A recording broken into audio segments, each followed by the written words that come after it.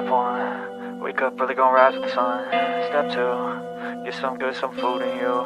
Step 3, think real hard about what you wanna be. Step 4, everybody just do your thing. Wake up, today's gonna be a good day. Wake up, today's gonna be a good day. Wake up, today's gonna be a good day. Wake up, today's gonna be a good day. Wake up, today's gonna be a good day.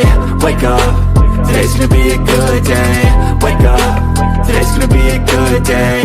Wake up, today's gonna be a good day. Yo. Set your affirmations, aspirations. I got shit to do, the aftermath of preparation. Good food, good mood, blood in circulation. One step at a time, yeah, that's how you make it.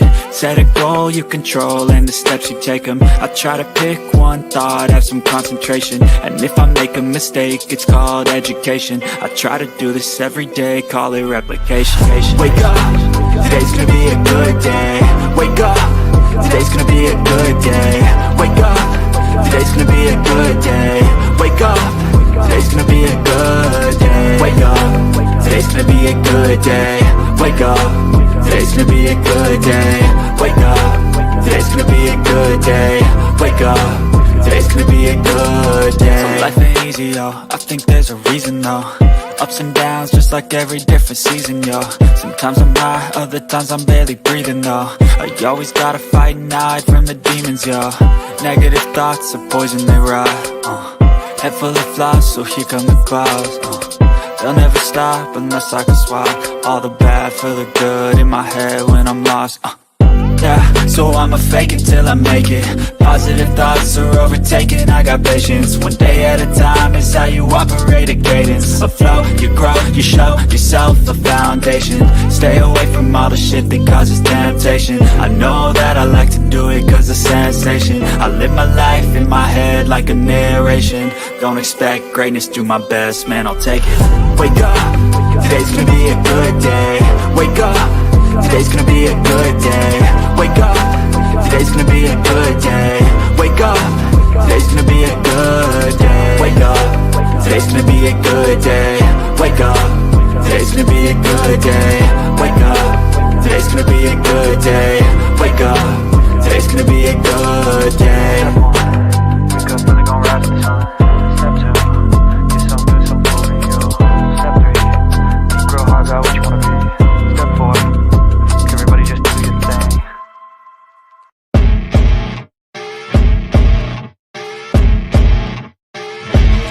As you wake up in the morning, you want to find the latest, greatest information about criminal cases and have an intuitive conversation about the suspects associated with these cases. Head over to the Bullhorn Betty channel on YouTube.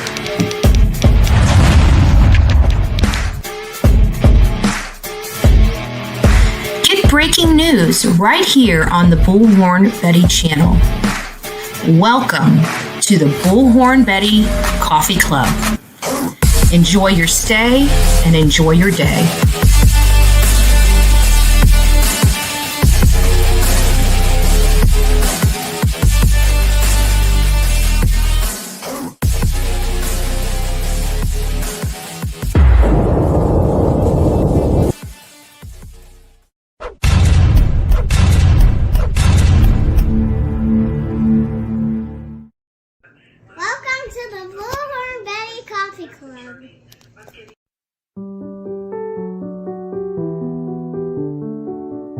Tom, it's just a tough subject. A recent study by Brown University showed that nearly 450 children are killed each year by their parents. My daughters were picked up on a Friday by their father to spend the weekend, and that night he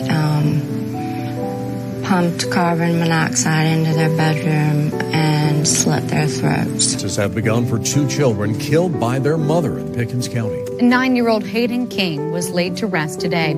Hayden's 4-year-old sister Harper will have a celebration of life service tomorrow morning. Here's a story that's breaking at 6 o'clock. It's all centered around the 3 people you see on your screen. The key pieces in a Middletown murder case.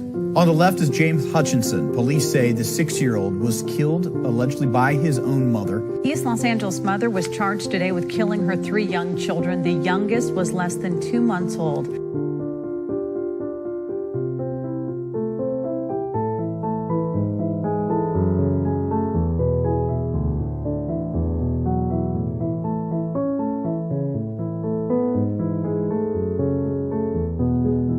At 6 with breaking news.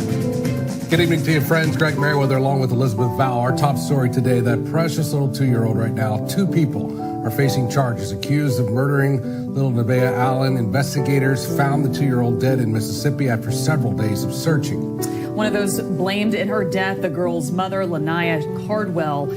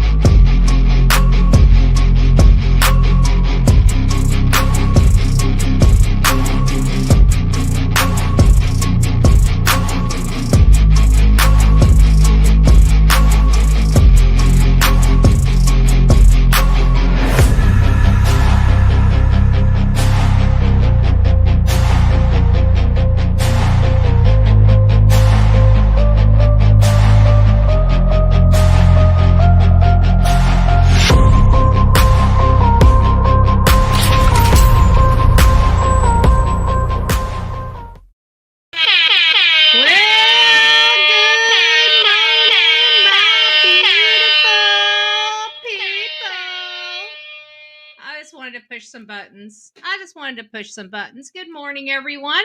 TGIF. Happy Friday to you all. Crazy people out there. Crazy people out there. The real me too, the first to say, hit them up. If you guys are coming in, please don't forget to hit the thumbs up button on the way in. Good morning, the real me. I can't even speak this morning, this beautiful Friday morning. It's not so beautiful here in the state of Florida or in my community. We are expected to have rain most of the day, which to me sounds like music. Sounds like music. Yard's a little crunchy. It sounds like fried chicken every time you walk on it. So I'm ready for the grass to get a little dose of H2O today. And if for any reason it looks pretty dark out there, if we start getting a little tech, in and out and stuff like that, or I go down, just stick with me. It's just the rain. The power just had a surge. No big deal. Good morning, Melanie. Pebbles, it's nice to see you. Good morning. Bullhorn Betty is present. Lisa B. always. Pebbles up in the house. Melanie up in the house saying good morning, everyone.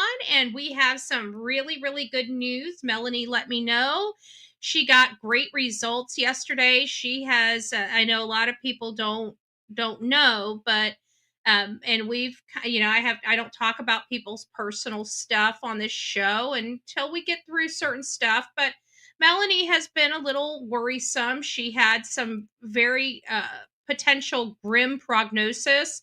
And so she was having to do a whole bunch of tests. We've been putting our hands on her. We've been praying for her. We've been uplifting her.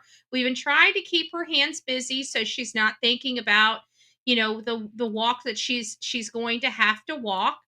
And, I love, and I tell people the same thing, and it's just stay busy. You don't know what you don't know. No need to get worried. There's a time and a place for worrying.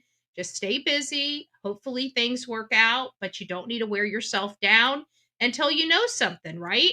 Because it's when you find out that you need your strength. So I always tell people pretty much the same thing. Stay busy. Prepare yourselves a whole bunch of meals. Throw them in the freezer. So when you have those bad days, you don't have to worry about going without food. And, just pray and hope for the best, but don't start worrying until you know something to worry about. And I don't know if Melanie, I know it's easier said than done, right? So I don't know if Melanie followed the advice to a T, but she seemed to keep her sanity through the process and had a great outcome. So really, really happy about that for Melanie. Rebecca, we got two Rebeccas back to back. Good morning, Rebecca, and good morning, Rebecca. It's nice to see you guys here. Who else do we have? Don, good morning. Amy, Stephanie, it's nice to see you. Our beautiful Gigi for Life is gracing us with her presence this morning. Amy M., it's nice to see you. Truth in Time, good morning. Our beautiful Sonia's up in the house. Phil from across the pond, our Ireland friend, it is nice to see you. Who else do we have? Donna, good morning. It's nice to see you. VA Dynamics, we'll follow that up by Chaos. It's nice to see you both here this beautiful morning. Good morning, Tracy. Who else do we have here? Outer Banks made it on time today. Give her a round of applause. Poor Outer Banks. Oh, we're going to pick it on her. She tells on herself, right? I mean, she really uses this one. She tells on herself. TD, it's nice to see you. Good morning. Good morning. West Virginia Holler Girl, it's nice to see you. Oh, thank you, Stephanie. Thank you so much for the super sticker. God bless you. Kathleen, good morning. It's nice to see you. Carla, Peggy, B&W Coop, Mickey Shell is up in the house. It's nice to see you, love. Karen, good morning. It's nice to see you as well. Who else do we have? Trust the process. The one thing we don't like doing. The one thing we don't like doing. It's always, if we trust the process, it's like this to us. Love the name. Love the name. Welcome. Welcome. Christy, it's nice to see you. Mitty, it's nice to see you. Good morning. Good morning. I hope P. Colleen, it's nice to see you. Good morning. Donna, good morning. SRK, it's nice to see you this beautiful morning.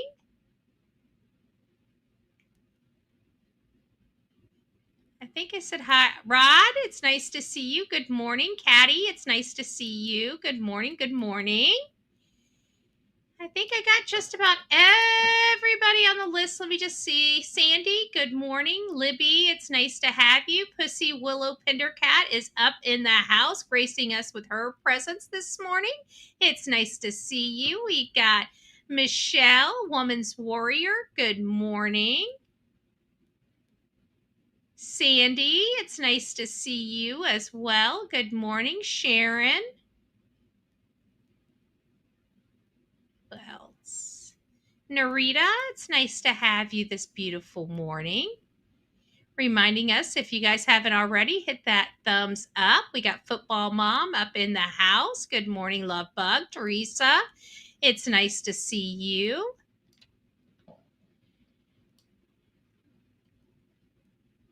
Linda, Mary, good morning. Me and you, good morning. Miss Robin, it's nice to have you here this morning. Good morning, love. Lady Roses is up in the house. Mary, good morning. It's nice to see you all. I think we got everybody.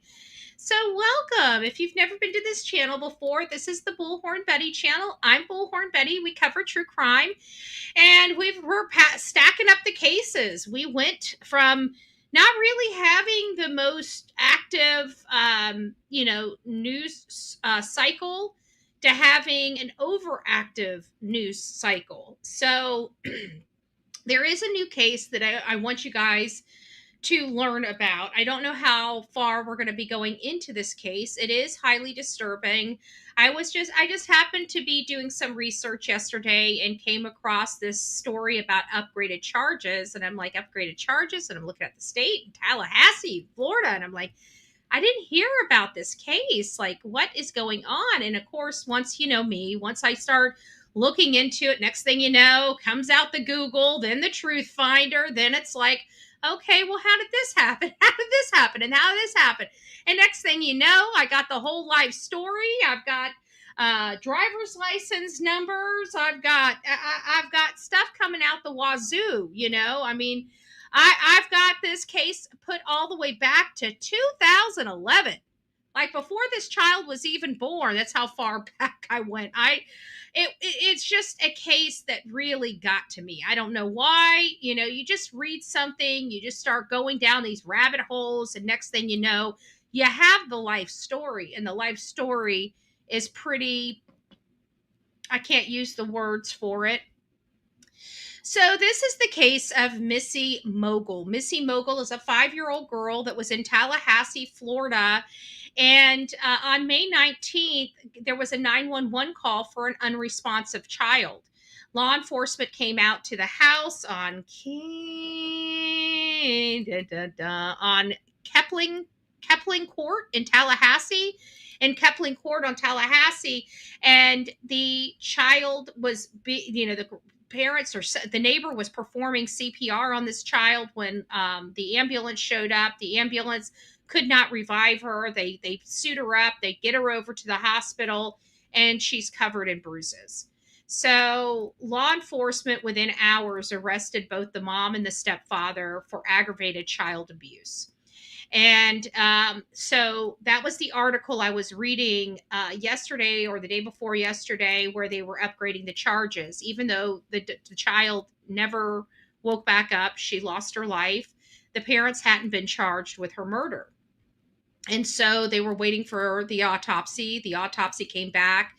The coroner found probable cause for a homicide designation. And so now the charges have been upgraded. Oh, excuse me. Hold on. Let me try to sneeze without sneezing any.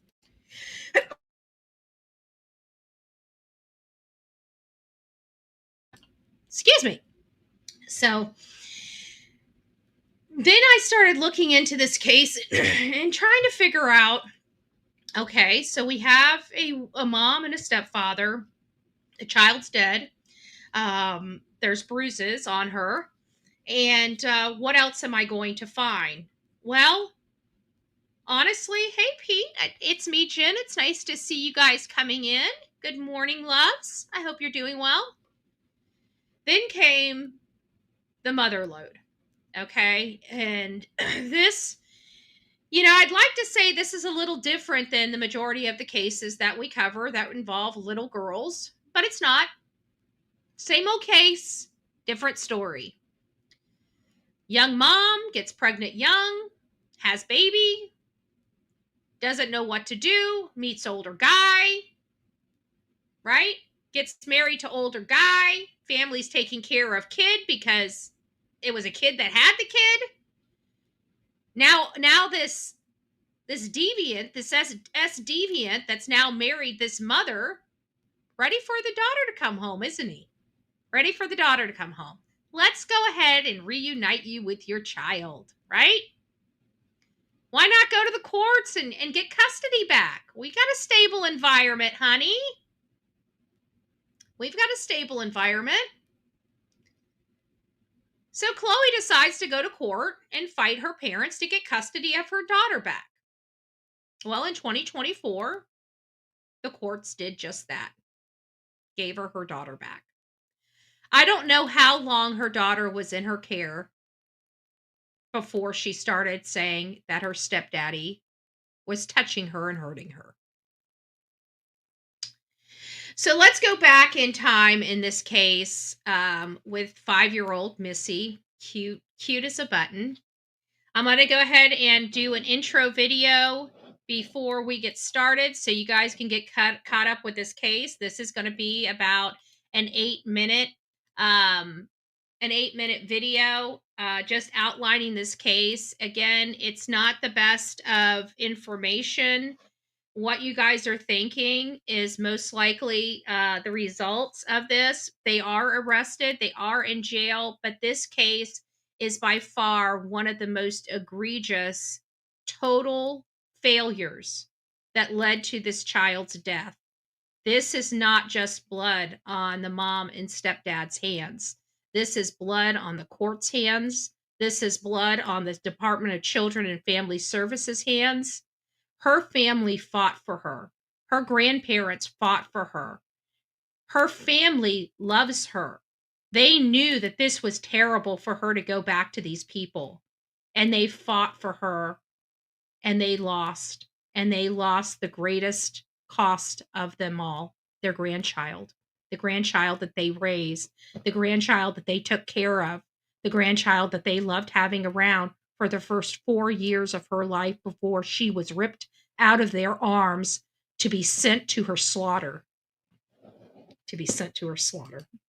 These are just one of those cases that really get to you. Hey guys, we've got tragic and breaking news right now out of Tallahassee, Florida, related to a 5-year-old girl that is now deceased and her mom and stepfather behind bars. Check this out. We have tragic news coming out of Tallahassee, Florida, about Missy Spencer. Missy Spencer, 5 years old, tragically lost her life on May 19, 2025. It is very surprising that we here in the true crime community did not hear about this case sooner. In order to understand her story, we have to go back to the beginning. In 2019, her mother, Chloe, was only 17 years old when she gave birth to Missy on New Year's Eve of 2019. There's not a whole lot of information that explains what Chloe as well as Missy did between 2019 to 2021. However, in 2021, Chloe married Daniel Spencer, and now we have Chloe and Daniel Spencer. She was 19 years old and he was a whopping 31 years old. This is another case where the whole system failed this little girl, only 5 years old. The courts, the Department of Children and Family Services, and of course, the hardest betrayal, the betrayal of her own mother. In 2024, a lot happened, and there was help that could have saved Missy. July, he was accused of SAing Missy, but the courts and law enforcement found insufficient probable cause and police made no arrest. Chloe filed a complaint against Daniel for spousal abuse, but no probable cause and no arrest. A month before Missy accused Daniel of SAing her, Daniel was arrested on unrelated child SA sting known as Operation Spring Cleaning. Daniel was convicted of the unrelated meeting a teenager for SA arrest under that sting. And the most shocking, the judge allowed him to go home to await sentencing. This was a complete and total failure of the system that was meant to keep children like Missy safe. Such a bright soul lost for forever. Her mother and her stepfather are currently behind bars awaiting trial for the torture, death, and murder of their daughter. Please keep Missy and her family in your thoughts and prayers as they are going through the most difficult time, because Chloe's parents raised Missy until she was 4 years old, and the courts gave her back to her mom prior to her death. If you found this video informative, please don't forget to like, share, and subscribe to the Bullhorn Betty channel. Well,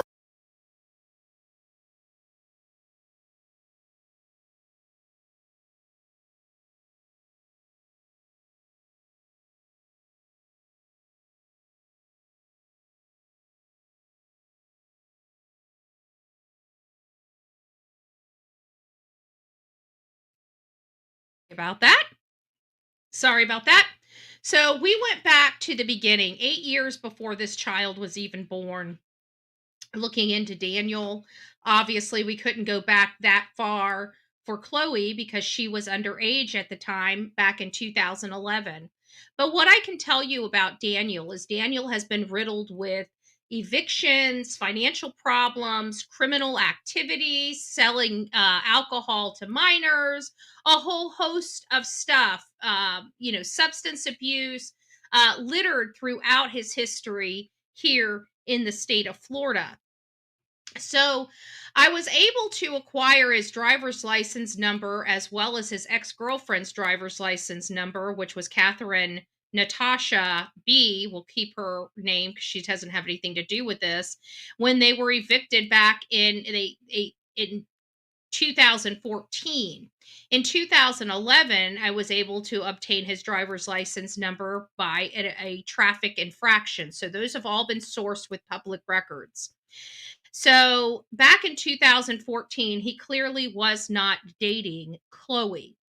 Now, we don't have a whole lot of information other than the criminal charges to kind of outline what happened to Daniel and where he may have been moved to and what have you. So we're going to fast forward from 2011, 2014 to now 2019. So in the beginning part of 2019, around February, March of 2019, Chloe ended up getting pregnant at the age of 17. She might have been 16 at the time. I don't know what her birth date is because there's not a whole lot of criminal history on mom to help me identify her date of birth. Either way, she ended up giving birth on New Year's Eve in 2019. So if she would have stayed for a couple more hours or a few more hours, she might have been a New Year's baby for 2020. But she was born on December 31st, 2019 to a 17-year-old Chloe. And we've learned from this time that her parents have raised Chloe until she was 4 years old. They're the ones that raised her. But in sometime between 2019 and 2021, when Daniel and Chloe got married, they were obviously dating. We have no information on how long they dated before they got married, but they got married in 2021. And like I said, while they were married, they weren't requesting, or maybe they were doing the visitation, maybe they were working up to getting the stuff so they could get her daughter back. But a judge ended up releasing her daughter Missy to her and Daniel's custody somewhere in 2024. Now, in June of 2024, this is what is so frustrating. Daniel was picked up. There was a sting, much like Grady Judd, right? Those types of stings where they're online, people are trying to have S with underage kids, and he was being duped or catfished by an agent acting as a 15-year-old child. And so he went out to meet this 15-year-old child for S. And it was a sting. So they arrested him. Well, in July of 2024, not even 30 days later, Missy is telling family members that Daniel is SAing her, is abusing her, is, molesting her, right? Mulchesting. There, we'll say a new name. Mulchesting. But they found insufficient probable cause and the police made no arrests. Less than 30 days after him being jammed up in a sting, much like what this young child was doing. And they further tried to say that the child appeared to be manipulated and making statements. This is what law enforcement and the Department of Children and Family Services said, right? They believe the child's being manipulated and stating stuff that is not true. So they didn't believe the child. They didn't believe the child when there was sufficient evidence that there's a possibility of this because he was just arrested a month prior to these allegations. They didn't believe her. I want you guys to understand the departments that are supposed to protect our children said they didn't believe a 5-year-old accusing her stepdad of mulching a month after he was arrested for attempted mulching. I just want you guys to understand that the scenario here. Now, that's not bad enough, right? Not bad enough. Well, also in 2024, it is unclear when this happened, But Chloe, the mom, ended up filing a complaint for spousal abuse sometime in that 2024 area. So Daniel's trying to essay teenagers, trying to essay his 5-year-old stepdaughter, and his wife is screaming he's abusing me. Still not enough. Still not enough for Tallahassee. Now, mind you, Tallahassee, and I know I got people here, and I'm sorry. It's no disrespect. I have my political leanings for purposes, for reasons. But all these problems are in big cities. Not all of them. But a lot of our mismanagement comes from big cities. Okay? Tallahassee is our state's capital. Out of all the places where this should not be happening, I would presume it should not be happening in our state capital. I would think that our state capital of Florida would have more resources than the rest of the state of Florida. But it doesn't. And Tallahassee is by far one of the most mismanaged counties of our state, the county of Leon County. Of many, much like Miami-Dade. Miami-Dade, also another problematic area, totally mismanaged. Absolutely understand why we are in the condition we're in in Miami-Dade. But I do not understand why we're in the condition we're in Tallahassee. So she files a complaint. Still not enough. Still not enough. Now listen to this. If that didn't make you sick to your stomach, Daniel went to court over that sting. They found him guilty. So they found him guilty of wanting to essay a teenage child. His stepdaughter has accused him of essaying her. And the judge thinks it's okay to send this S-deviant that likes children home to a child that has already accused him of hurting her. And now she's dead. That judge could have saved a 5-year-old child's life. But political correctness was more important than a 5-year-old child's life here in the state of Florida.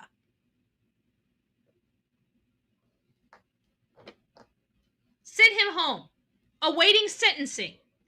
Been accused of hurting a 5-year-old girl, just convicted of trying to hurt a teenage girl, and the stupid judge, whatever idiot, which I'm going to find and I'm going to put your face, Mr. Judge from Leon County. I'm going to put your face on the show, on the Bullhorn Betty show. So if you guys know which judge it was, I'll do some research on that, but we will put that judge's face on this. This is why we don't let these type of people out of jail. They do not recover. If they like children, they will always like children. There is no therapy to fix these sickos.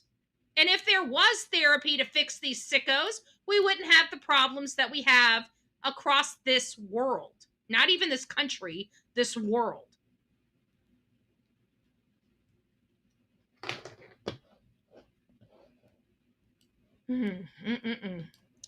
So anyways, I looked into their background. Let's just go over a few things. What I've learned about this case. I went through their background. Mom doesn't have a whole lot in her background. So mom is, she doesn't have drug charges, violence charges, or any type of charges. She's got like one little, I can't remember, maybe an infraction, a vehicle infraction on her history. That's it. However, Daniel littered with crime. And of course, he was convicted of already trying to attempt essay of a teenager in an undercover sting. So we have that. Now, her grandparents, Chloe's mom and dad, they have to be probably sick to their stomach. They raised that child. And it's sad because when grandparents raise their children, they want to be grandparents. They want to be able to see their grandkids when they want to see their grandkids. They don't want to raise their grandkids. They want their children to raise their grandkids. But in this particular situation, they brought their baby granddaughter home and took care of her and gave her the best life that they could. She was safe, she was happy, and she was healthy. If it wasn't for the people that know better than us, right?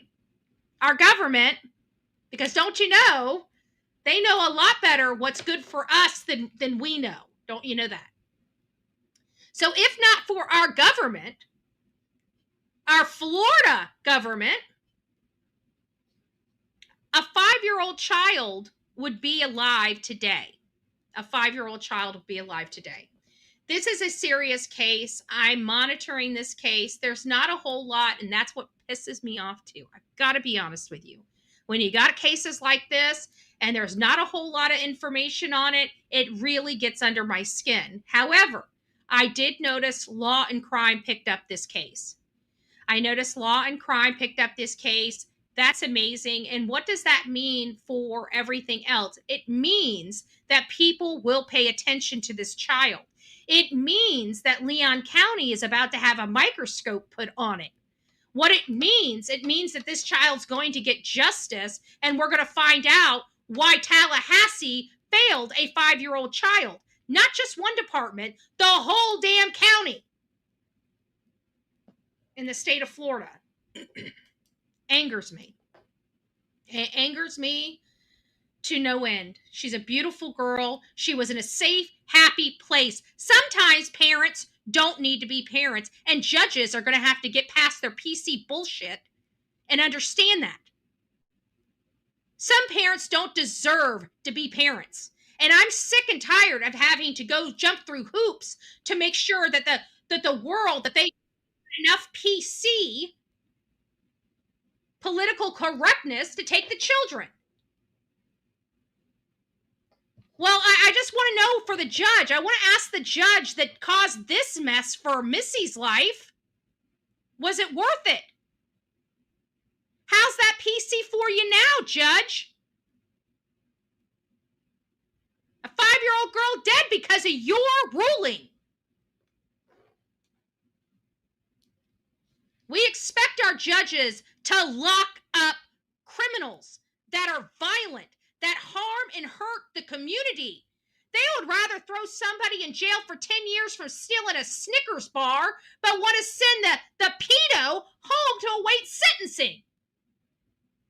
Don't even get me started. Don't even get me started.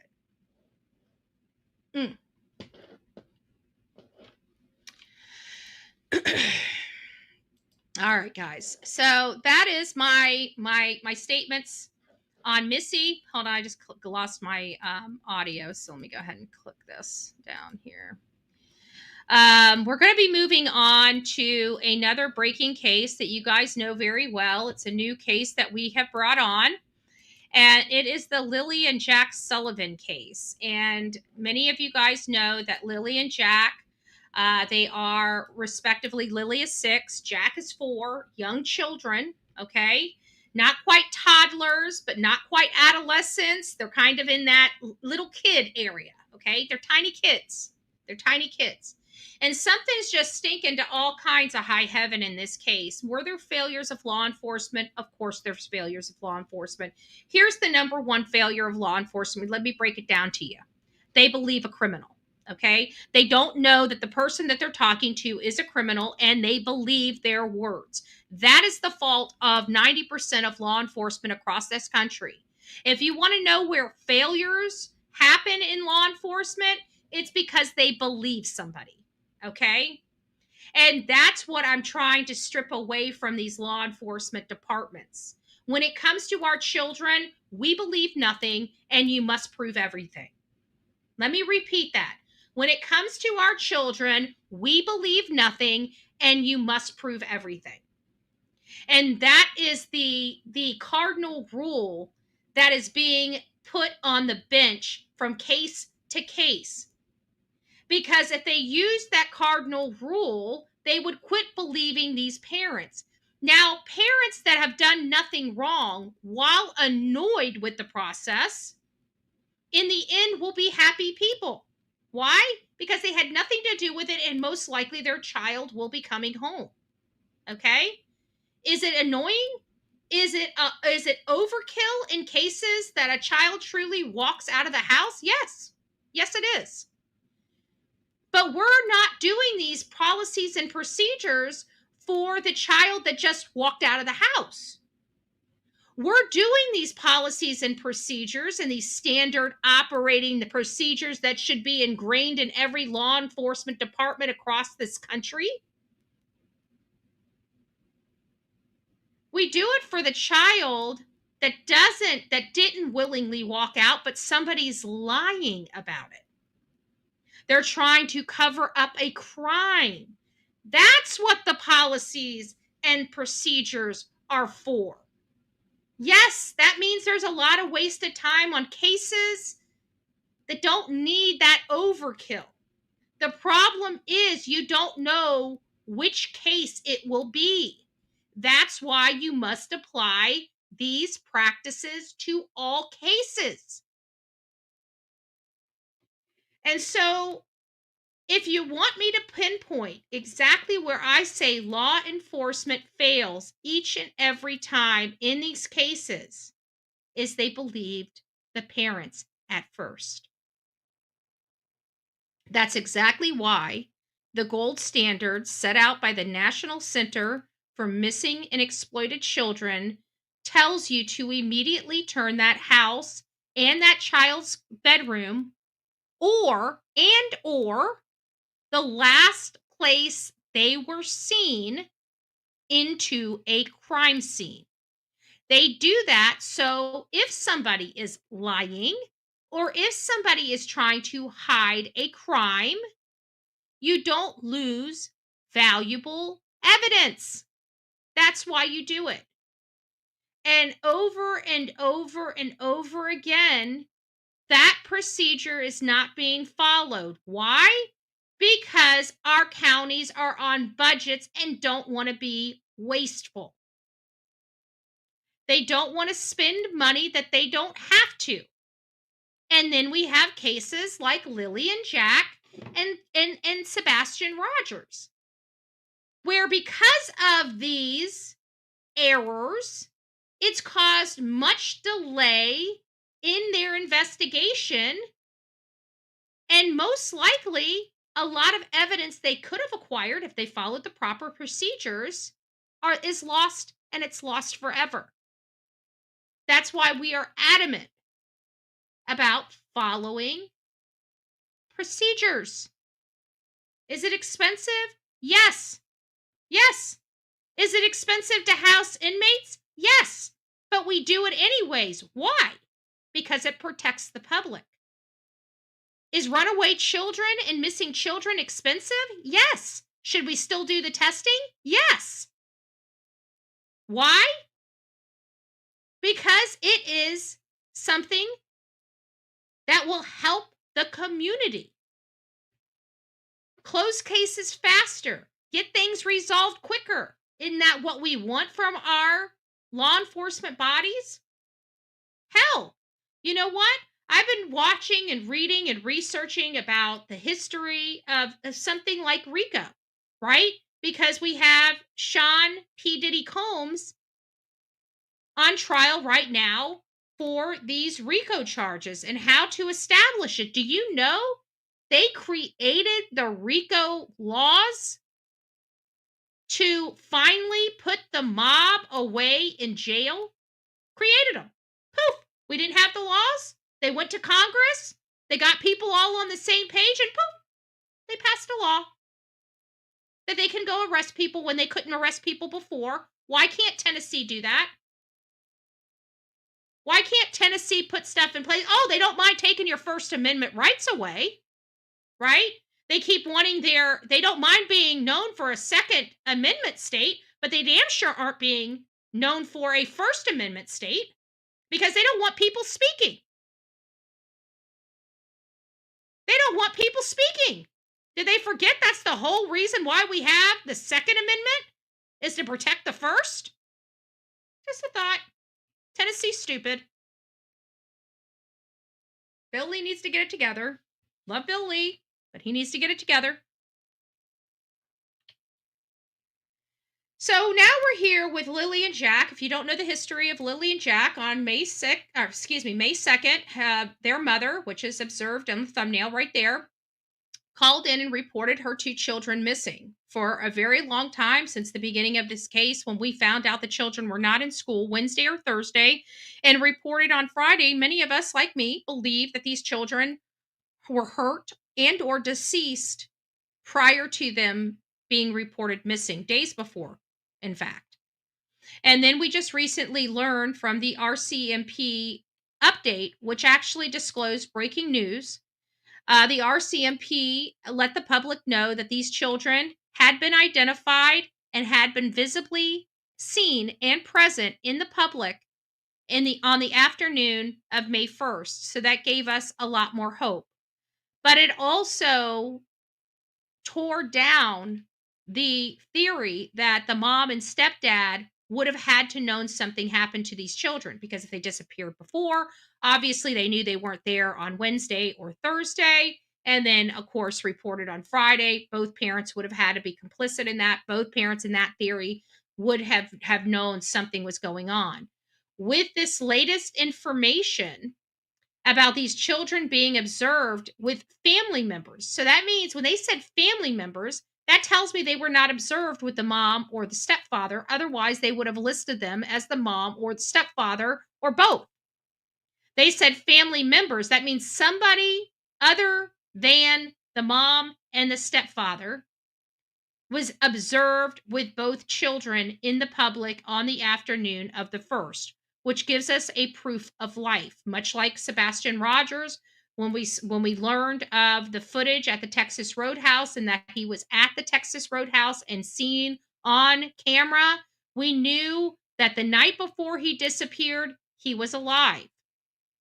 In the case with Lilly and Jack Sullivan, much like Sebastian Rogers, now we know the afternoon of May 1st, they were alive. So we have proof of life. That's where our window goes. So now we went from, like a 60-hour window down to a 19-hour window.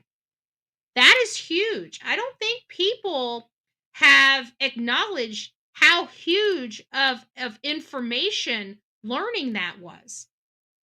Going from a 60-hour window to a 19-hour window just like that, that's huge.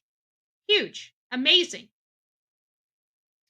So I'm going to go ahead and let you guys hear this video. I'm not playing the full 20 minutes. I'm just playing the intro segment of the video so you guys can get a good history of Lilly and Jack Sullivan. So without further ado, here is the case of Lilly and Jack Sullivan.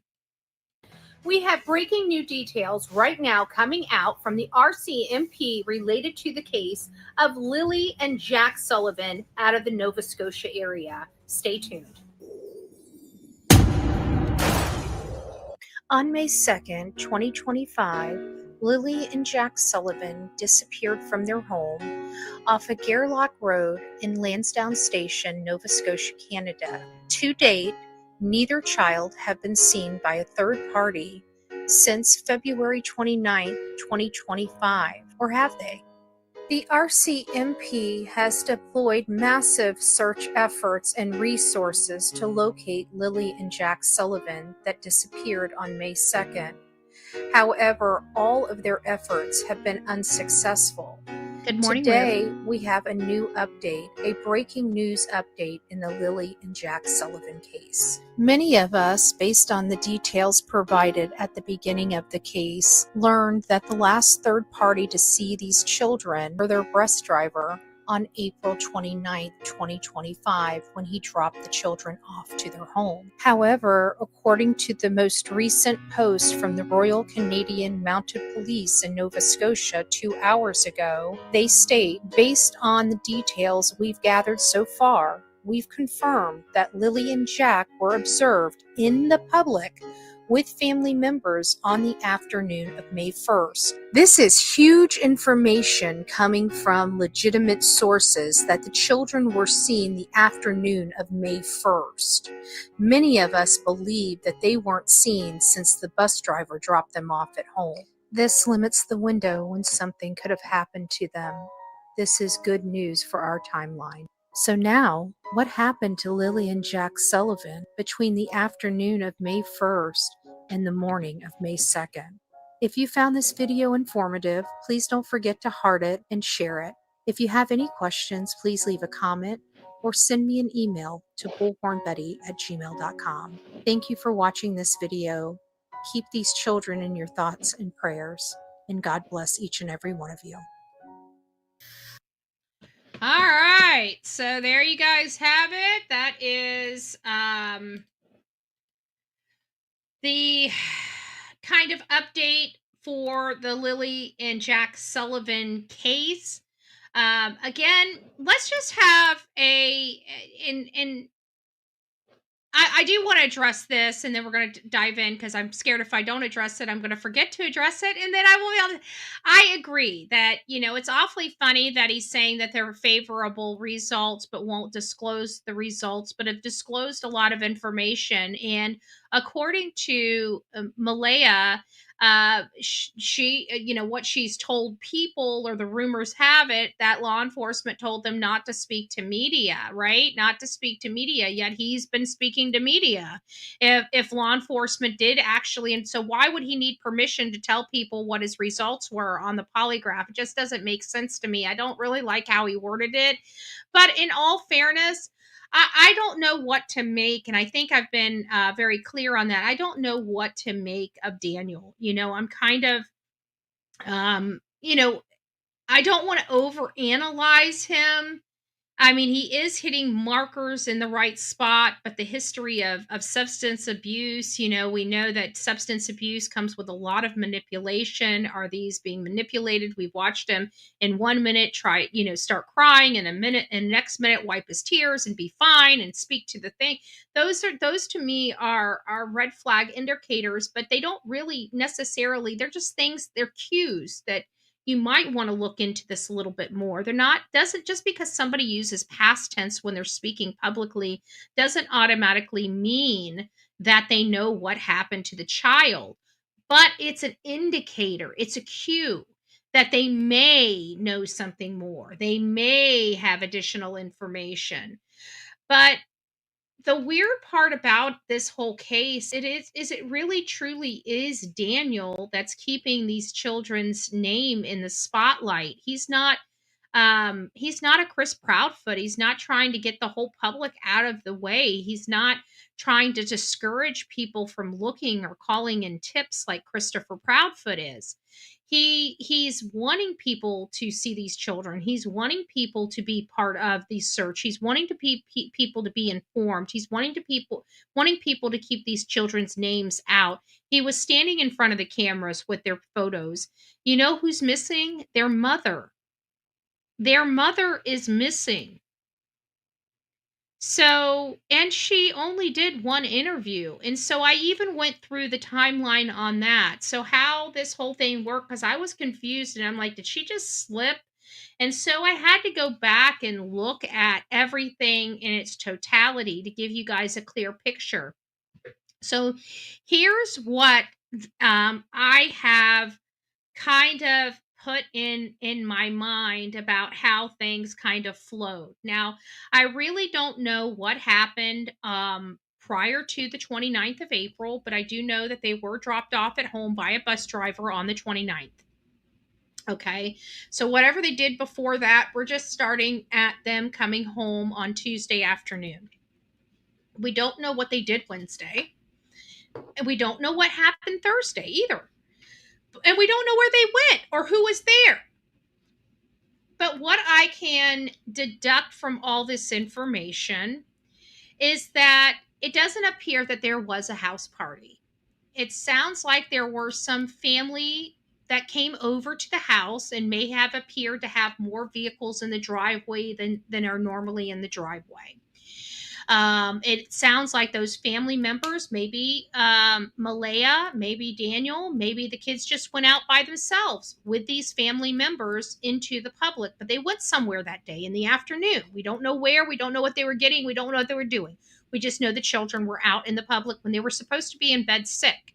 So that's first and foremost, why were these kids out of school to begin with? Because it doesn't sound like they were sick.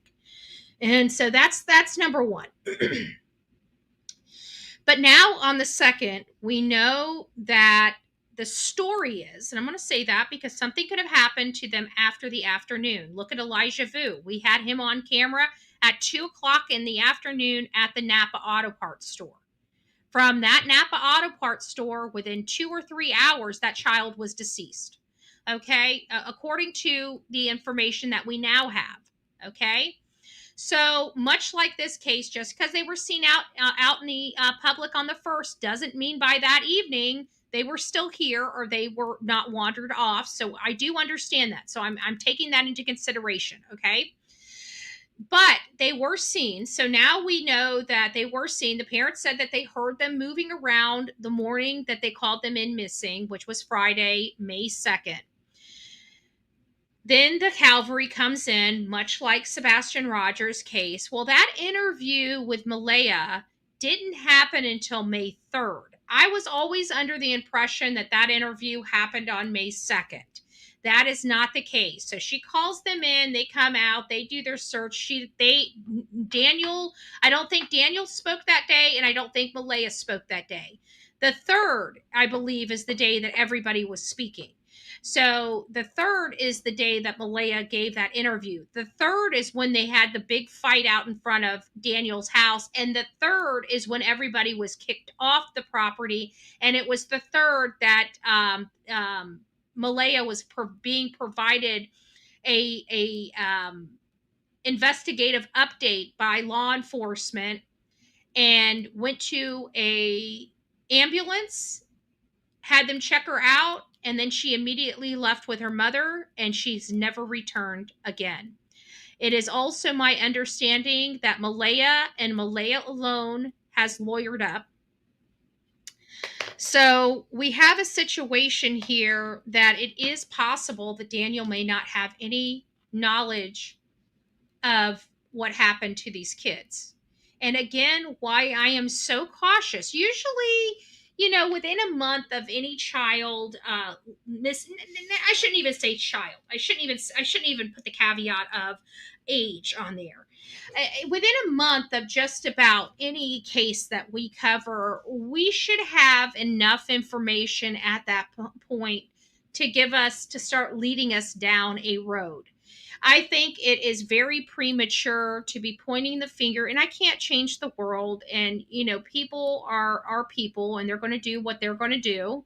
And, emotions do get the better of people. And sometimes those emotions, mess with people's judgment. And so I always try to tell people, it's okay to speculate. It's okay to have your opinion. It's okay to theorize. It's okay to side eye. I don't ever want to take any of that away from you. I don't want anybody taking that away from me. But we have to do it in the right and more productive manner. Do it on shows like mine. Do it on groups. When you take it upon yourself to reach out to a parent or a family member of one of these victims to accuse them, you are in the wrong. Okay? I want you to understand that. If you want to come here or any other show or be in a discussion group on Facebook or, responding to an ex post or stuff like that, you want to do that. Nobody, I don't really care if anybody dogs you for it. You have every right to do that. Nobody has a right to take that away from you. My problem to the world, the true crime community, is keep it clean, keep it in the right places. But when you overstep that line and you physically go over to the parents this soon in the case and start accusing them, you are in the wrong. I'm not saying you don't have a right to accuse them. You don't have a right to go over to them to harass them and accuse them. That's what I'm saying. You have a right to have your opinions, your speculations. You have a right to be part of the discussions. But I really don't want to see people like this grandmother, Cody's mom, the children's biological grandmother, has nothing to do with these children's disappearance. And because somebody provided a report, an inaccurate report, once again, identifying the wrong person, once again, is being passed around for these children's fathers, and the mom is saying, wait a minute, you guys are wrong. It's not like that. And so because of that, people are on this grandmother. She hasn't seen her grandkids in a year and a half, and not by her choice. So she just lost 2 freaking grandchildren. And you got some idiot going there talking shit to her about her son because they think they know something, because they were provided piss poor research. Surprising. And they would hurt a lady that they don't know for no other reason than to make themselves feel good and important. Oh, well, you know. We keep it clean. We keep it on these chat rooms. We keep this in the spaces to do this theorizing and strategizing. What we don't do is we don't start wildly accusing parents of stuff. I know people say, oh, Bullheart Betty does it all the time. No, I don't. When I accuse a parent, it is drenched in proper and factual research. Look at Chris and Katie. Does anybody believe that they have no hand in this? We got freaking flashlights coming out from the side of their house that law enforcement wants us to believe doesn't exist. Going to a car in the middle of the night. Cut it out. Cut it out. Yes. I think Katie lost her shit and killed her kid. And I think she called Chris and he covered it up. But it doesn't mean I'm calling their cell phones and going to their Facebook pages and telling them about themselves.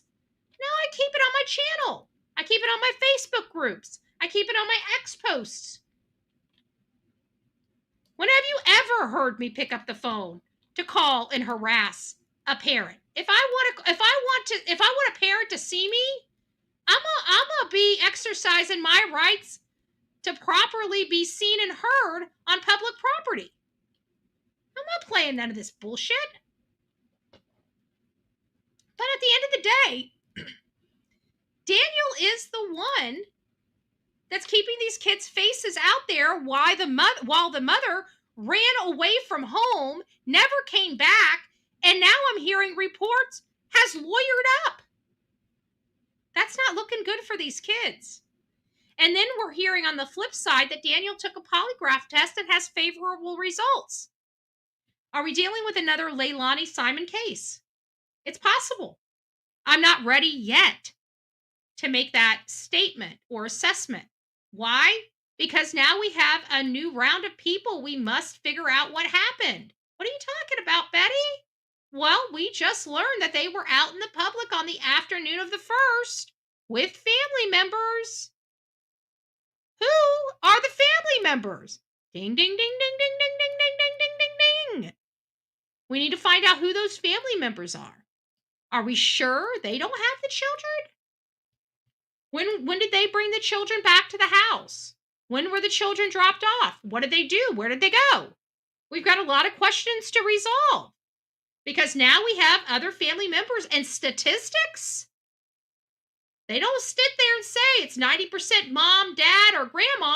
No, statistics say somebody known to the victim, most likely family member, parent or what? Caregiver. Doesn't always mean parent. The statistics are high and state that the statistics show that whoever knows these children, somebody that knows these children are responsible for their disappearance. That's what the statistics tell us. And we just found out there's more people known to these children that were with the children earlier that day. We have to find out who they are and what they were doing. We can't just accuse mom because she lawyered up. It doesn't look good. Mom's not looking good. I will tell you that. Mom is displaying every possible red flag imaginable. Daniel, on the other hand, in my opinion, it's my bias. The reason why I'm side-eyeing Daniel at this point is because of my own bias, because of the substances. I will tell you that. I'll be honest with you. That is the truth. Because he's hitting all the check marks in the right box. He's doing everything that we would expect a parent of a missing child. He's the Seth Rogers of the Lilly and Jack story. Okay? He's the one pushing. But he has substance abuse issues. And I know how manipulative substance abuse addicts are. And that's my bias. And that's what's making me believe that this is a song and dance, a charade, a smoke and mirror. However, he's hitting all the boxes in the right spot. So I'm having some type of mixed feelings about this, because is it my own bias getting in the way of my judgment of Daniel? And I truly believe it is. So I'm being very cautious. I'm not laying blame, and I'm trying to get as much information to find out, is he trying to dupe us or is he being serious? And that's where I'm having my problem when it comes to Daniel, because I don't trust him. He's the stepfather. He's on drugs. He's living in squalor. So I'm having a hard time trusting him. But again, he's hitting all the boxes in the right spot. So I'm conflicted. However, Malehya, forget it. I think the lady's guilty of sin. I think she did something to her children. That's my thought right now. But in light of this new information from the RCMP, I still can't go there yet. Why? Because we still now we have new people we need to resolve. Could they be responsible? Of course they could. We don't know them. We have no history. We don't know if they're RSOs. We don't know if they have, horrible criminal records. We don't know if they may have given the kids something to settle them down that may have had an adverse effect with their systems. We don't know. So it's introduced additional people into the case that we have to resolve. Do I think the mom, it's got something's fishy's going on? Yes, I do. But that's just, suspicion's not enough. We need factual information and we need elimination, okay?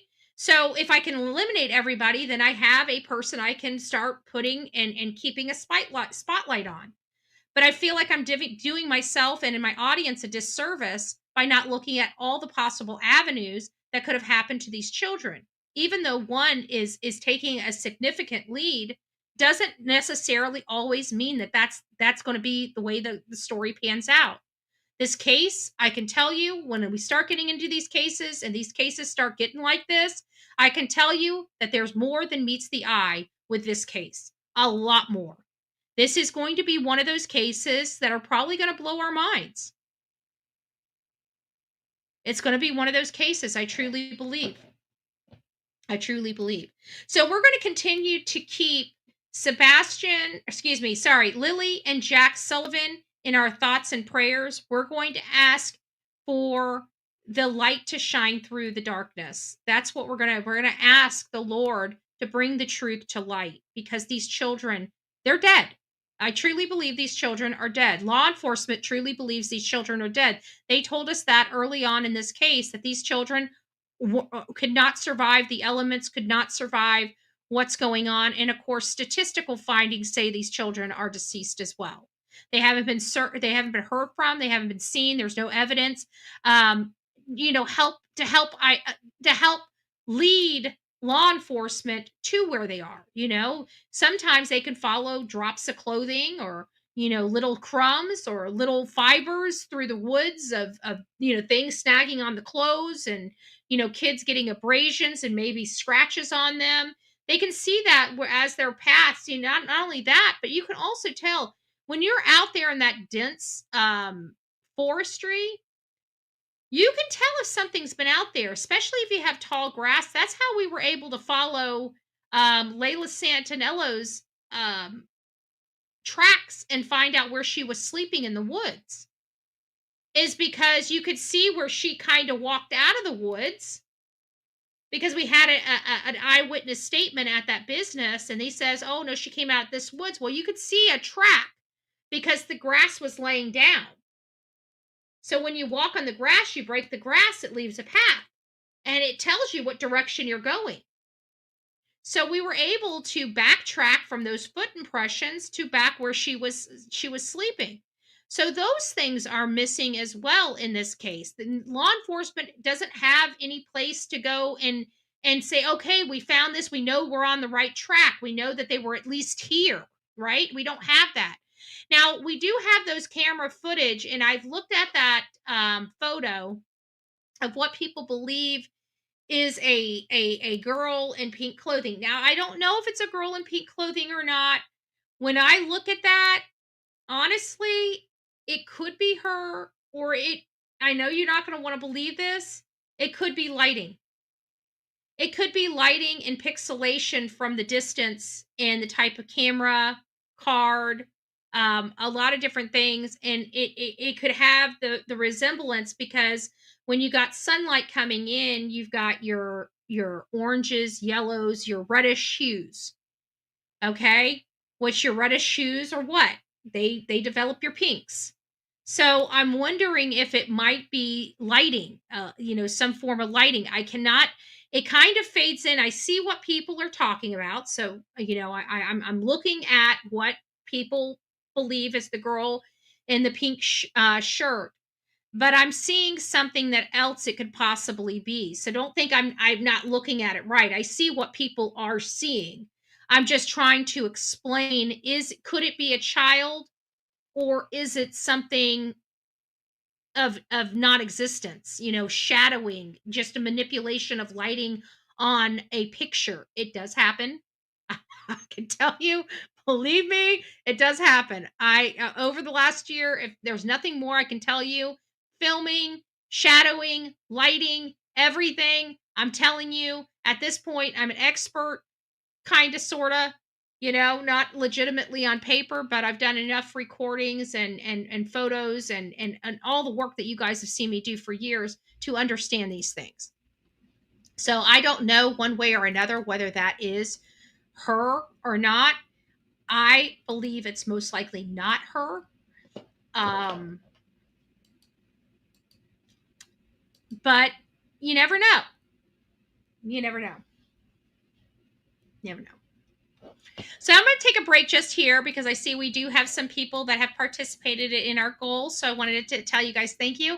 One of these days, I really would like to have a call-in show. So I'm not sure if I'm going to do that tonight. It is Friday night. Friday nights are amazing for call-in shows, especially when you have a topic of conversation. And so maybe we will do something, but I just don't know, because I don't know where my day is going to go. I've been very, very inundated with a lot of work that's unrelated to true crime. So I'm trying to just manage all of that. So I just don't want to tell you guys something and let you down. So I'd rather just be honest. We might do a live tonight at 8. We might not. I'm really thinking that we may, and I would like to make it a call-in show, because we've got so many different topics of conversations, from Sebastian Rogers' case, new developments in that case, such as, did a Sumner County sheriff turn down U.S. Marshal help? And we have the Lilly and Jack case. It's just a lot. So anyways, I want to thank Melanie. I'm so happy that you got some good news. It was weighing on my heart, but I just kept praying. I just knew if we just kept praying, something good's going to happen. So I'm glad you got something good. So happy TGIF, Betty, Delilah, mods in chat, and all you guys are the best. Much love to you, Betty. And Lisa B. always say loving our coffee club this morning. We have a great community with BHB, the best mods ever. Good morning to chat. And she sent me a whole wealth of information to help me identify what was being said, from Cody's mom to another content creator. So I just want a big shout out to Lisa. Thank you for that. Melanie, wanted to thank everyone that prayed for me. You guys are awesome. The test results showed it wasn't what they thought. Betty, you are amazing. Thank you, Love Bug. Well, I'm just glad we're going to keep you around for a few more years. So that's good to know. Stephanie, it's nice to see you. Thank you for that. Our Ginny Jen, it's me, Jen. Hey, Jen, it's the birds. Oh, the poll. I got to do the poll. Lady Roses says, changed my profile pic for Stella's to model her new swimsuit. So look at Stella's new swimsuit. Prayers for justice. Prayers for justice for all the missing children. Amen to that. Billy B, for you. It's nice to see you, my love. A member for 8 months. Thank you for your continued love and support. You always do a wonderful job. Thank you so much. And Lisa B always has everyone signed Seth's petition. Great segue. Lisa B always, because that is going over to our next part of the show. This is the last segment of the show, and it's related to Sebastian Rogers. Sebastian Rogers, 15-year-old boy, when he disappeared, he has since turned 16. He disappeared from inside his locked home, where he was allegedly sleeping in the house with only his military MMA-trained fighting mom. There was no forced entry into the home. The doors were all locked. The windows were all locked. And Sebastian just poof, disappeared between midnight and 6 a.m. However, not so fast, because as of March 14th, 2024, Nick Barris dropped a bombshell showing 2 people with a flashlight on the side of the Proudfoot's house coming to an unknown vehicle. Let's say it what it is. It looks like somebody took a child outside of the house and took them to a car and took off with them at 3 o'clock to 4 o'clock in the morning. That's what it looks like. Did Katie Proudfoot murder her son? I don't know. So far, out of all the interviews they've done, nobody's asked. Nobody has asked if Katie Proudfoot murdered her son, Sebastian Wayne Drake Rogers.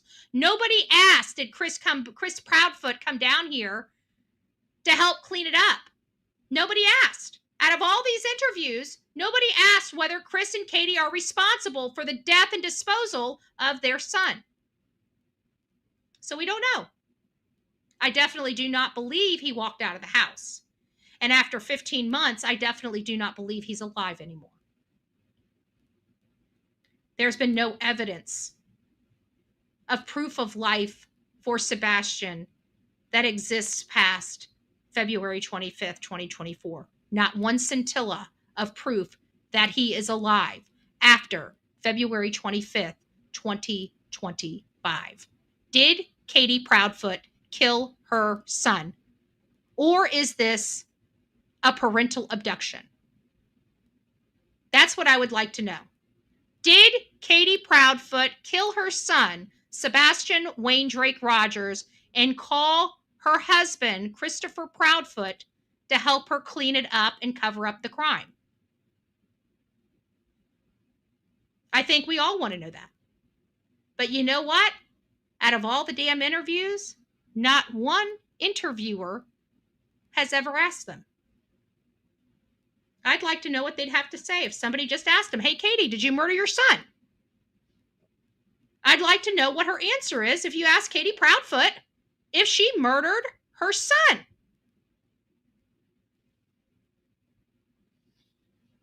Nobody's ever asked Christopher Proudfoot whether he came back that night to help cover up that crime.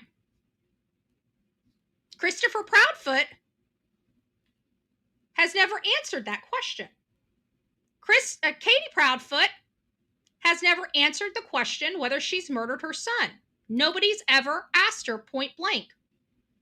And due to a protective order, I can't ask her.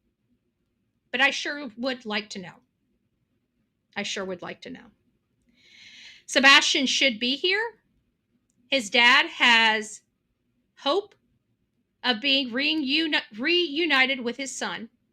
I want nothing more than Seth to be reunited with his son. But I don't believe Sebastian's mother, Katie Proudfoot.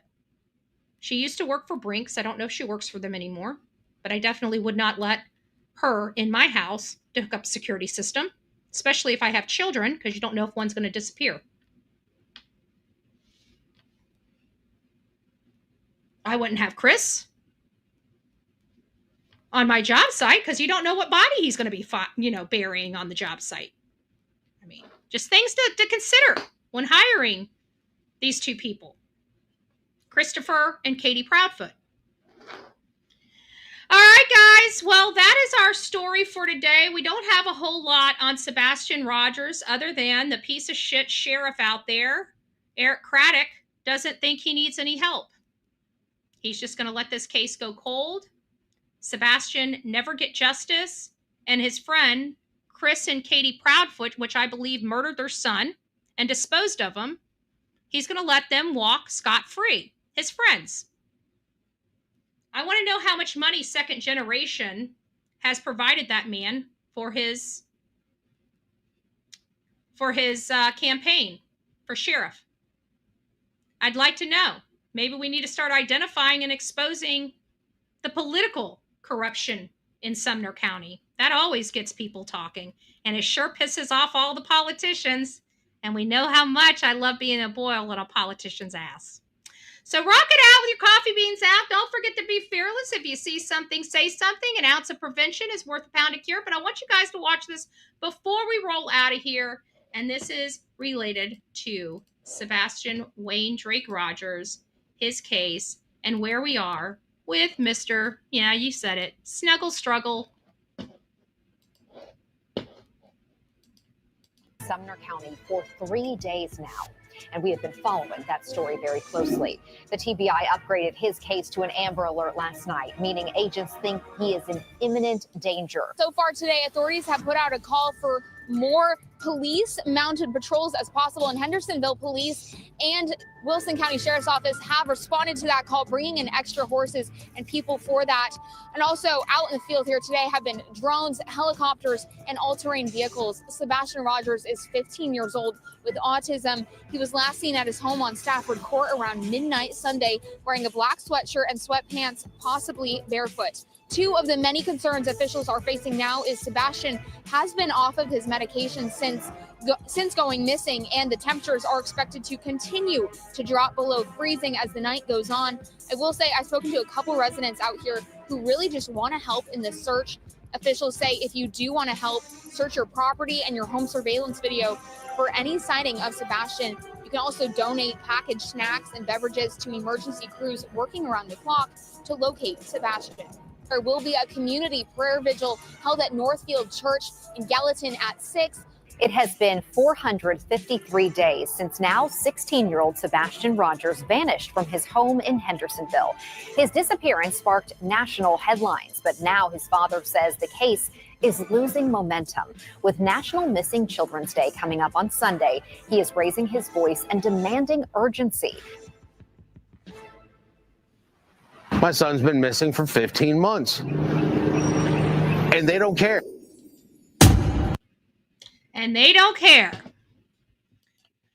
My son has been missing for 15 months, and they don't care.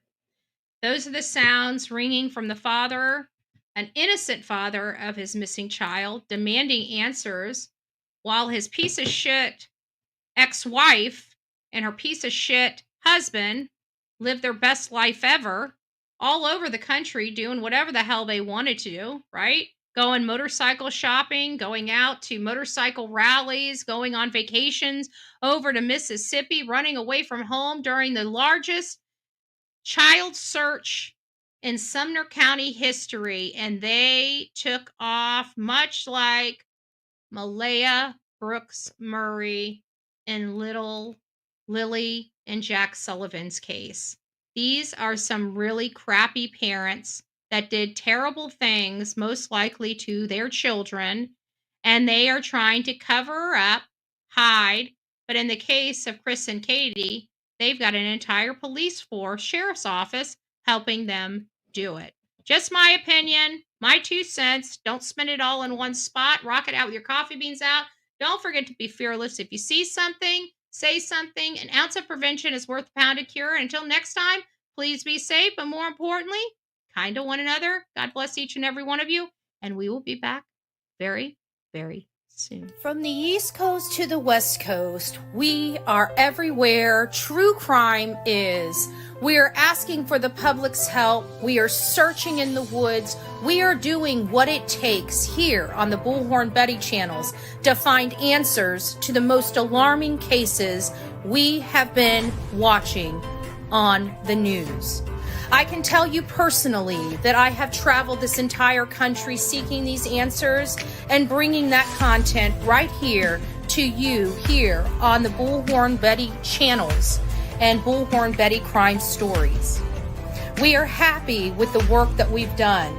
We brought many answers to the public, and we have defied mainstream media in our pursuit of the truth in these cases. We will continue to work, we will continue to fight for these victims, and we will continue to tell their stories here on my channels. Welcome to the Bullhorn Betty brand of channels and the Coffee Club. Thank you for your love, thank you for your support, and more importantly, thank you for allowing me to bring these victims' stories to each and every one of you, advocating for each of these victims. God bless you, God bless America, and more importantly, God bless our victims.